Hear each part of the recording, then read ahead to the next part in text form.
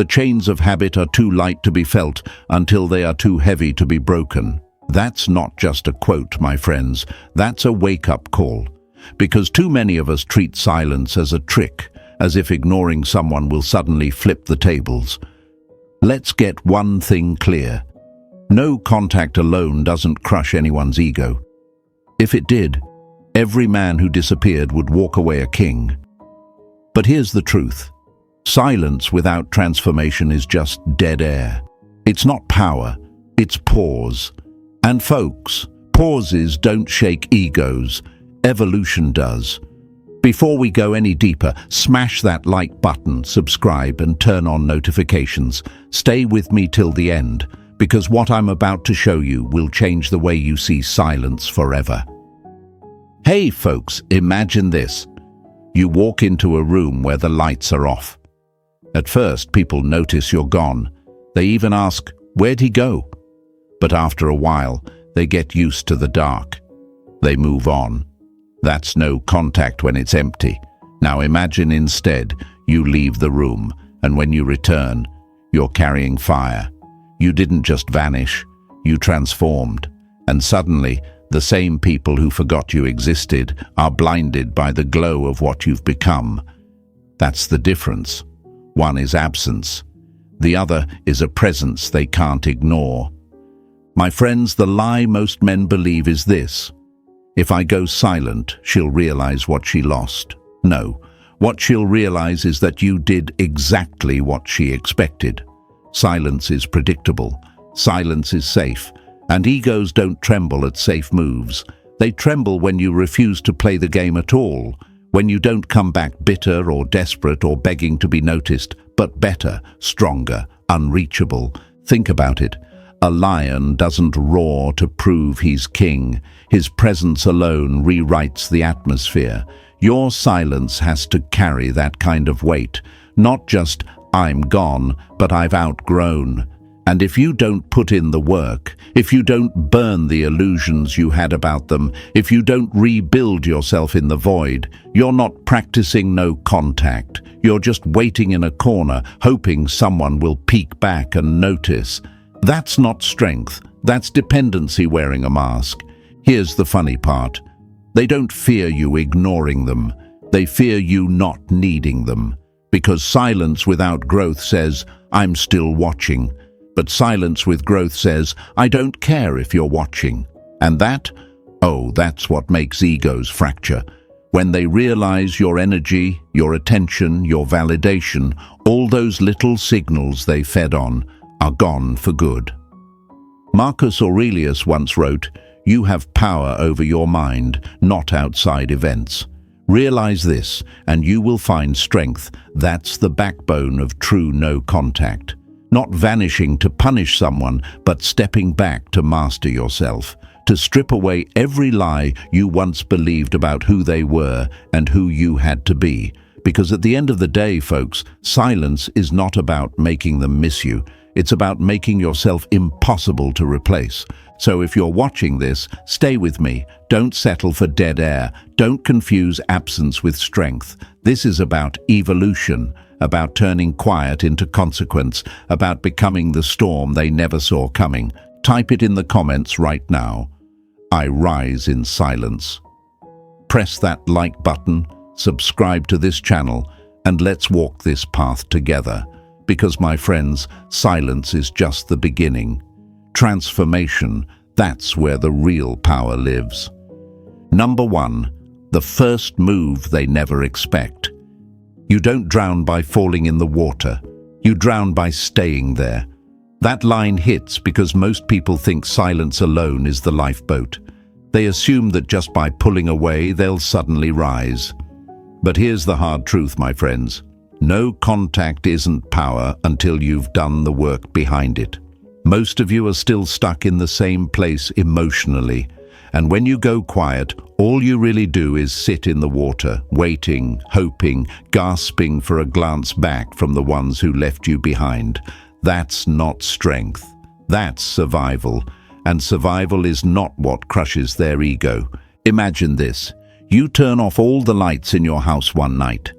At first, it feels different, maybe even dramatic. People outside might notice the darkness. But what happens tomorrow? The neighborhood keeps glowing, the street stays alive, and the world moves on. Your little blackout, it didn't shift the sky. That's how your silence looks to them when it carries no transformation. It's a flicker, a moment, something they saw coming. But now, imagine instead of just turning off the lights, you walk outside carrying a torch so bright it lights up the whole street. Now it's not about what you shut down, it's about what you became in the dark. And that, folks, is the first move they never expect. The fear that creeps in your head sounds like this. What if they don't notice? What if my silence doesn't affect them? What if they move on faster than I do? And I'll tell you, yes, those fears are valid if you do silence the way most men and women do, as a waiting room, sitting, scrolling, replaying the past in your head, hoping one day they'll realize your worth. But what if I told you that the silence isn't meant for them at all? It's meant for you. Because here's the lie. No contact isn't about making them miss you. It's about forcing yourself to stop needing them. Let's get brutally honest here. Why is this the hardest step? Because deep down, you're still addicted to the illusion you built about them. You're not grieving the person. They already revealed who they are. You're grieving who you thought they were. You're holding on to the fantasy of their potential, the way they smiled when things were perfect, the highlight reel of moments you replay every night. That illusion is what makes you check your phone, decode their silence, stalk their updates, wonder if they're thinking about you. And as long as you protect that illusion, your silence is powerless.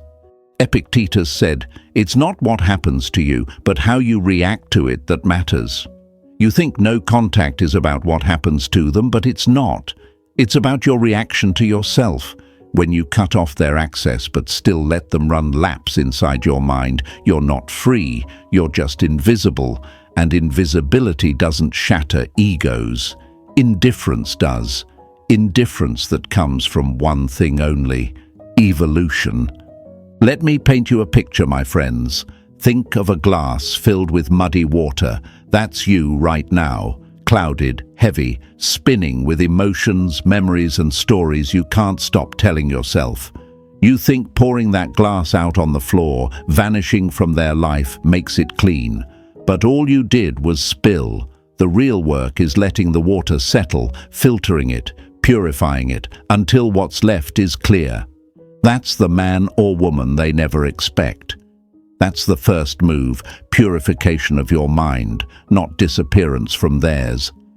So ask yourself, who do you become in the silence? Do you just wait? Do you just scroll?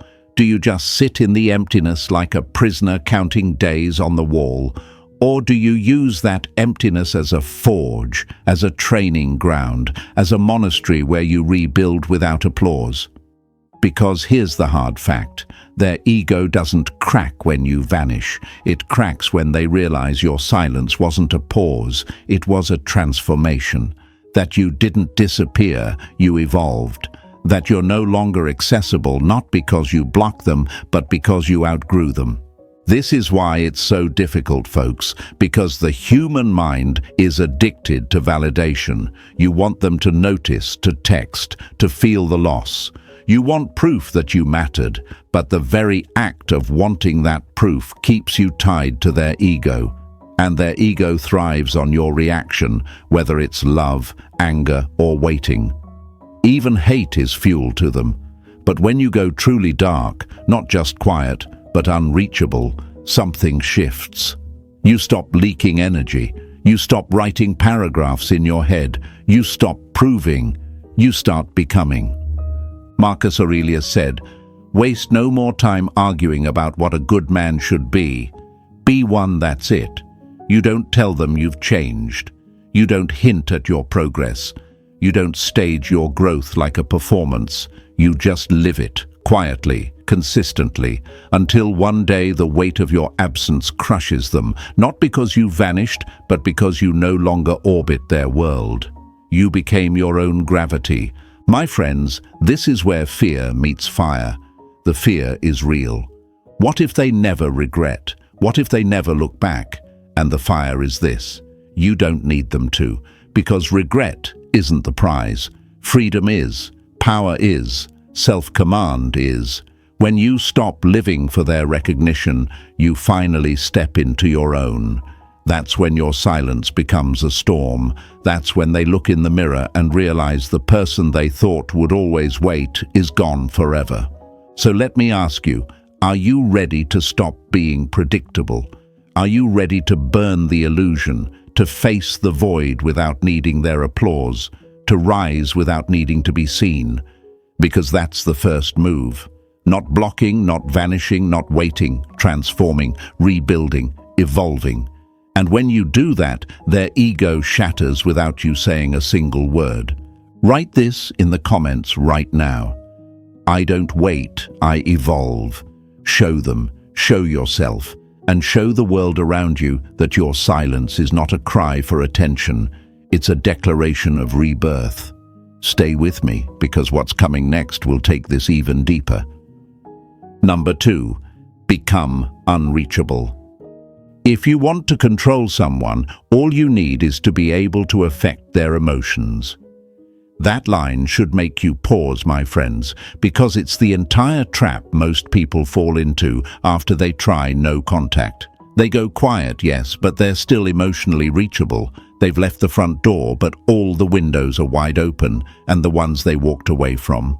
They know it. They know exactly how to tap your emotions, how to stir your thoughts, how to remind you they still exist. And as long as they can reach you, even in silence, they still hold power. Picture this. You put a lock on your door and you feel safe. But you've forgotten every other entry point: windows, side doors, the back gate. One night, someone slips right in, and you wonder how. That's what happens when you think blocking, deleting, or ghosting is enough. You may close the obvious entrances, but you never secured the real entry, your mind. They don't need your number if they already own your thoughts. They don't need to see you in person if they know you're still checking their shadow online. Unreachability isn't about removing them from your phone, it's about removing their influence from your life. This is where the fear grips tight. You ask yourself, what if they think I don't care at all? What if they move on faster? What if cutting off every signal means I really lose them forever? That's the lie, folks. That's the ego trying to negotiate with your discipline. Because here's the hard truth. Every time you react, even in silence, you're feeding their ego. Checking their stories, that's validation. Wondering if they miss you, that's validation. Posting little updates, hoping they'll notice, that's validation. It doesn't matter if they never see it, you're still giving away energy, and every ounce of energy you waste on them is one less ounce you build for yourself. Let's get brutally honest. Some people don't need your love, they just need your attention. They don't care if it's positive or negative. They don't care if you praise them, argue with them, or hate them. As long as you're still reacting, you're still orbiting. You're still confirming their place in your universe. But when you become unreachable, not just physically, not just digitally, but emotionally, you snap the cord. You become the thing they can't access, can't provoke, can't control. That's what actually crushes the ego. Because power without access is just an illusion. Marcus Aurelius said, "You have power over your mind, not outside events. Realize this, and you will find strength." Becoming unreachable is claiming that power back. It's cutting the lines they used to pull you. It's no longer checking, no longer decoding, no longer playing hide and seek with your emotions. You don't need to block them for it to work. In fact, leaving the door technically open but never stepping back through is even more powerful. It shows you didn't just leave, you outgrew. Here's what they expect: silence followed by cracks.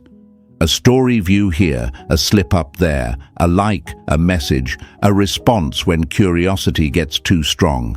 They expect silence as a phase, not a transformation. But when you stay unreachable, when you resist even the smallest hooks, that's when the questions creep in. Did I really matter that much to them?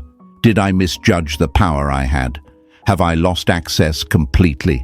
And trust me, those questions cut deeper than any paragraph you could write, because their ego can't reconcile indifference. They can handle hate, they can handle drama, they can even handle begging, but not indifference.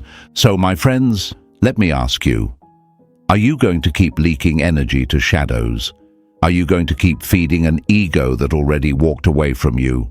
Or are you going to cut the supply entirely and become the man or woman who can't be provoked, baited, or manipulated anymore? Because that's what it means to be unreachable. It's not about locking your phone, it's about locking your spirit. This is where your silence turns into mystery. And mystery, as every wise man knows, is power. The less they know, the more they wonder. The less they see, the more they question. And the more they question, the heavier the silence weighs. You don't need to post. You don't need to hint. You don't need to prove a single thing. Your calm detachment is the storm they never saw coming. Write this in the comments right now. I am unreachable. Show them. Show yourself. Show the world that your silence isn't a tactic. It's a transformation. Stay with me, because what comes next will take this even deeper into the void where true power is forged. Number 3. Master the void.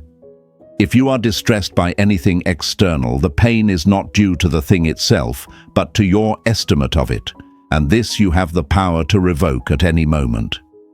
That's Marcus Aurelius, and it slices right into the heart of why most people fail during no contact. They can disappear from the outside world, but inside, the noise is deafening. They treat the void like a punishment, a waiting room, a countdown until the other person returns. But the void was never meant to be endured. It was meant to be mastered.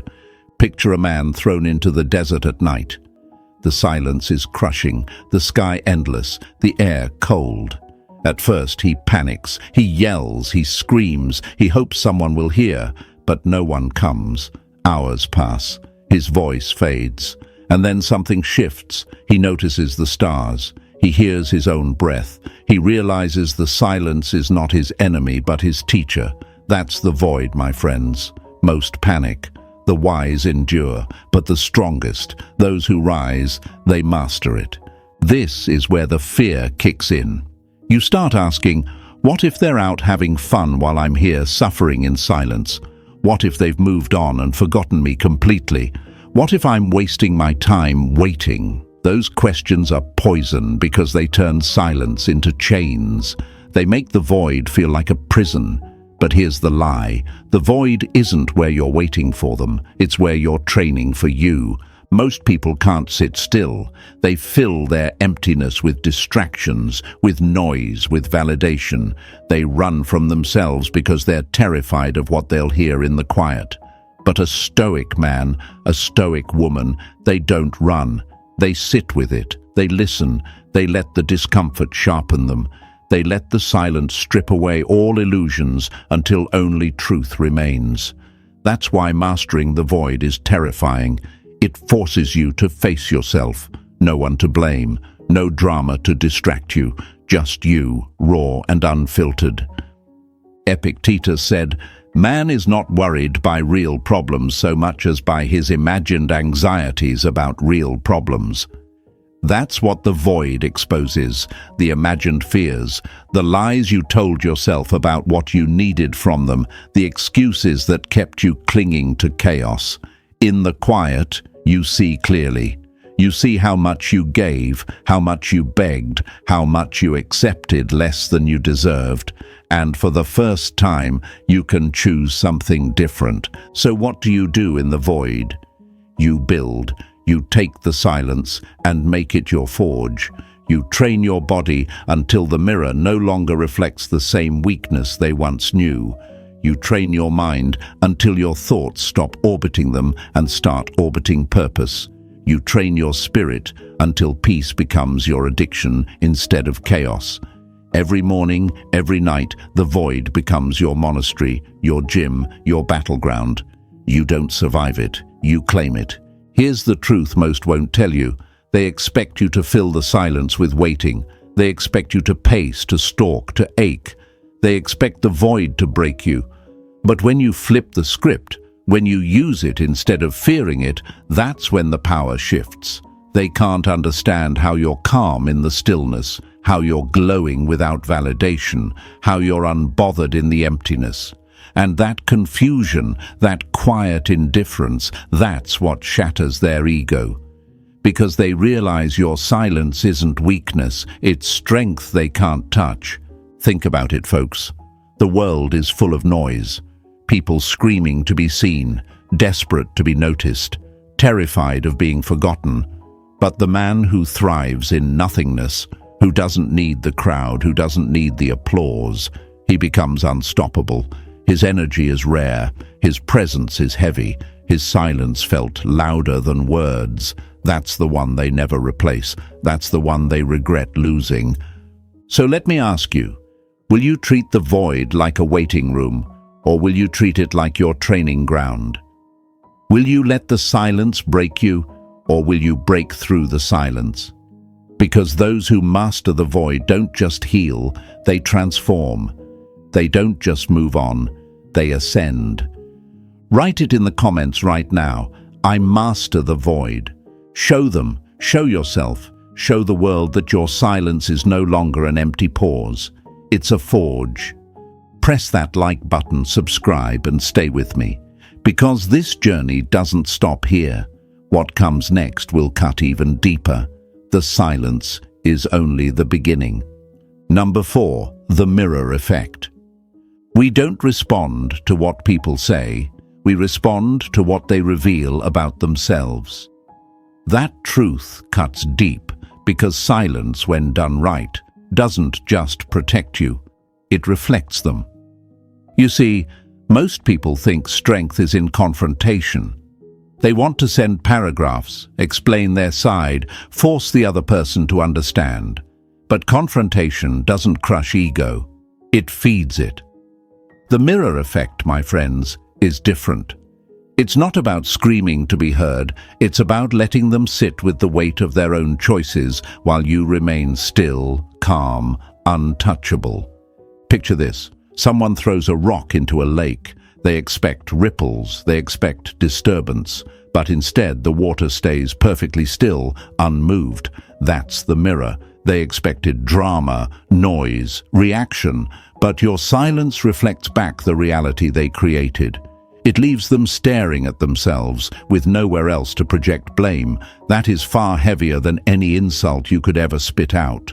The fear that will creep into your mind sounds like this. But if I don't explain myself, they'll twist the story. If I don't speak, they'll think I'm weak. If I don't fight, they'll believe they won. And that's the lie. Because the more you fight to be understood, the more you show that their opinion still owns you. The more you write to defend yourself, the more you prove their presence still matters. The mirror effect works because you give them nothing to distort.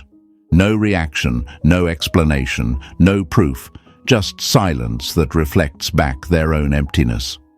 Here's where most fail. They think silence is ghosting, but ghosting comes from weakness, running, avoiding, escaping. The mirror effect comes from strength, staying calm, staying steady, refusing to perform.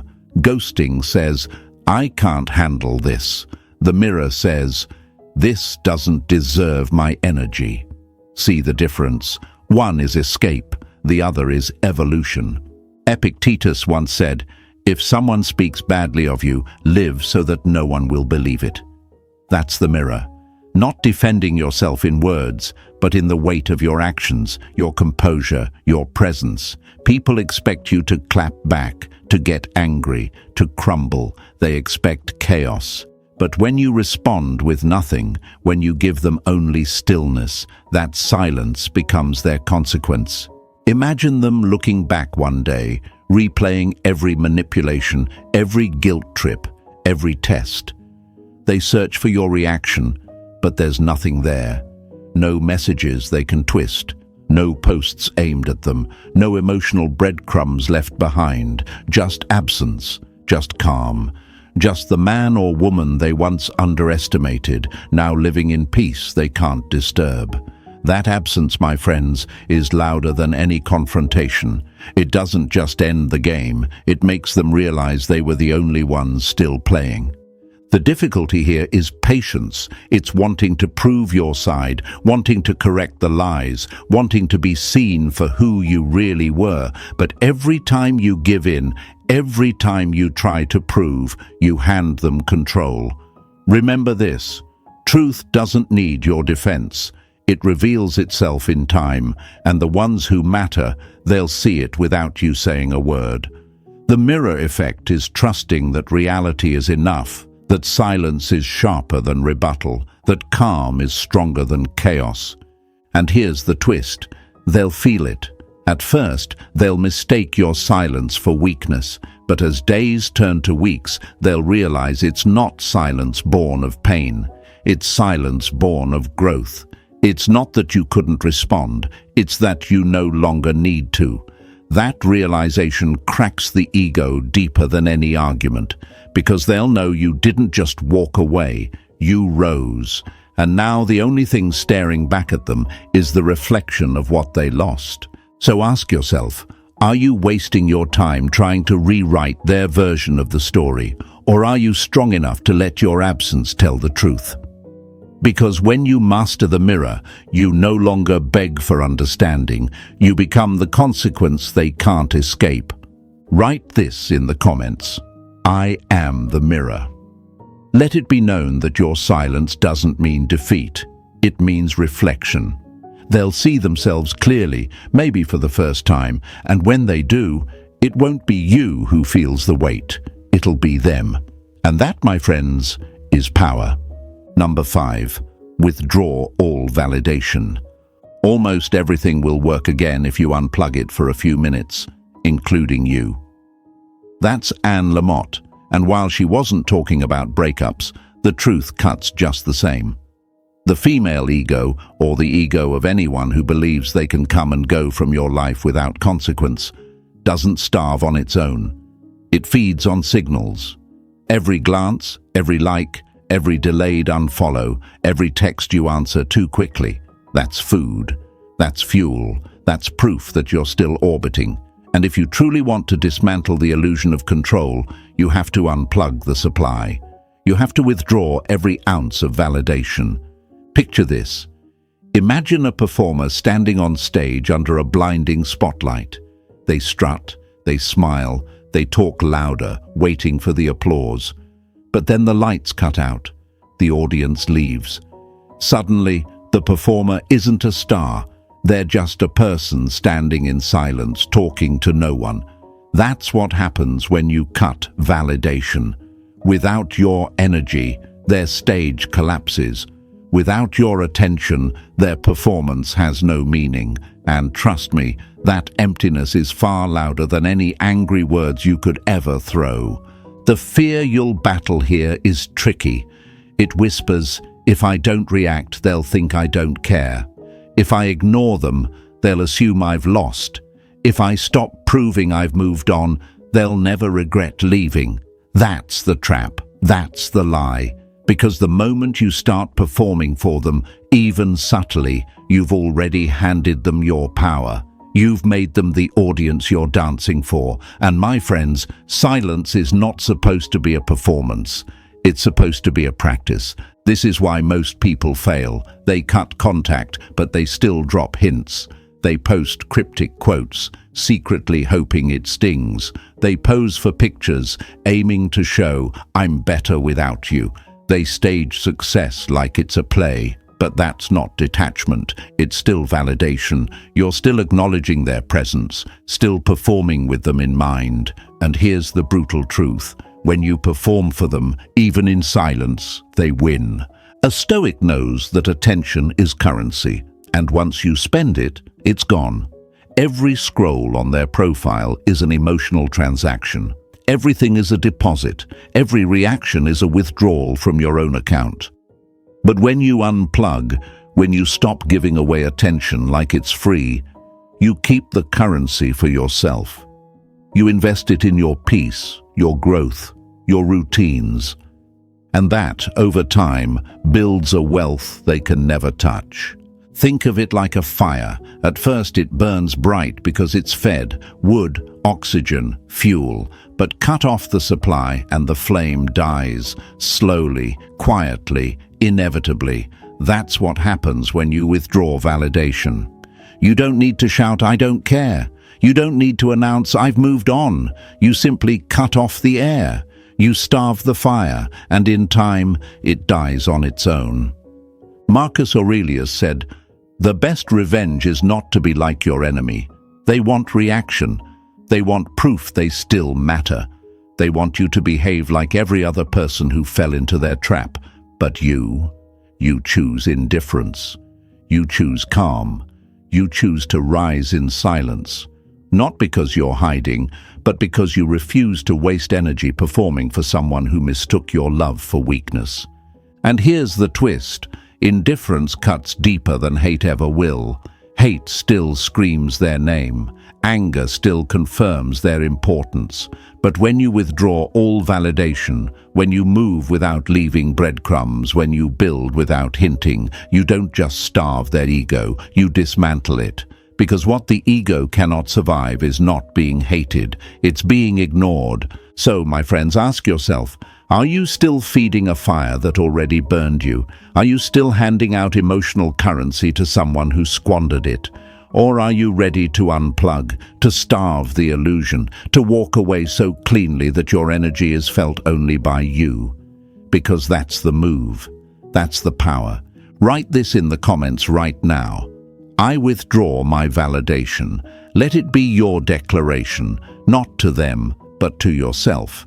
Because when you stop feeding what doesn't serve you, you finally have enough left to build what does. And in that silence, in that withdrawal, you'll find a freedom louder than any closure they could ever offer. Number 6, transmute the pain into power. The wound is the place where the light enters you. Rumi said that centuries ago, and it still slices through the noise today. Pain isn't your enemy. Pain is raw material. Pain is clay. It's the fire in the forge, the storm that tests the foundation. But here's where most people stumble.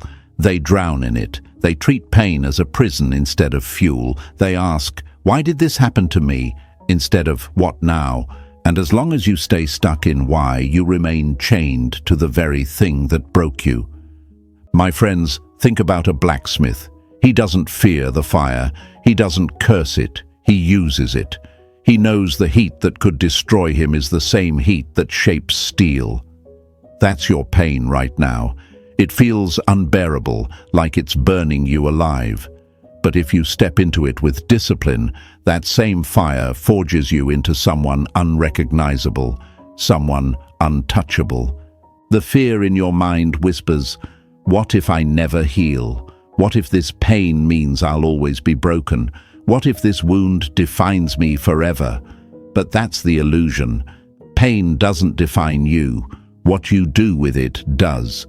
You can choose to let it rot you from the inside out, or you can choose to let it sculpt you into something stronger. That's the alchemy of suffering, the transmutation from victim into warrior, from broken into rebuilt. Here's the lie society sells you.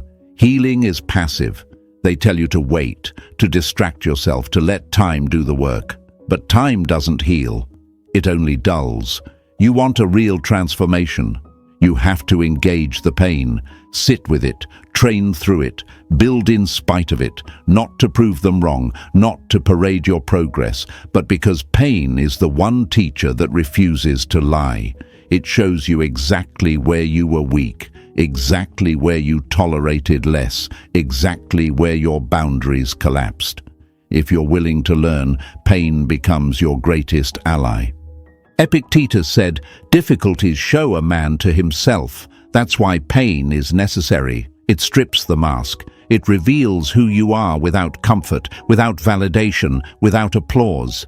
It introduces you to the real you, the one buried under neediness, fear, and illusions. And when you meet that version of yourself, you realize you're far stronger than you ever believed.